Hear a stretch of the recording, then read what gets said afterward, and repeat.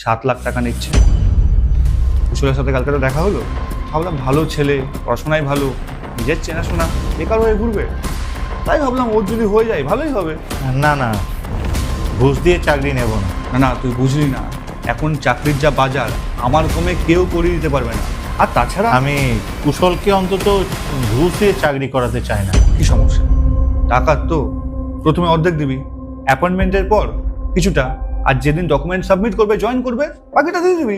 না না তাপস, আমি ঘুষ দিয়ে করাবো না, তুই অন্য কাউকে দেখ। দেখ, যা করবি, কুশলটা বেকার ছিল, ভাবলাম ভালো কিছু হয়ে যাবে, আমার তো নিজের কোনো স্বার্থ নেই। কিন্তু দেখ, এই চাকরিটা কিন্তু 1 মাসের মধ্যে যদি জয়েন না করে তাহলে কিন্তু আর পাওয়া যাবে না। আমি বলে দিলাম, বাকি তোদের ব্যাপার। ভাইয়ের জন্য কি করবি ভেবে দেখ। আর চলি, বুঝলি?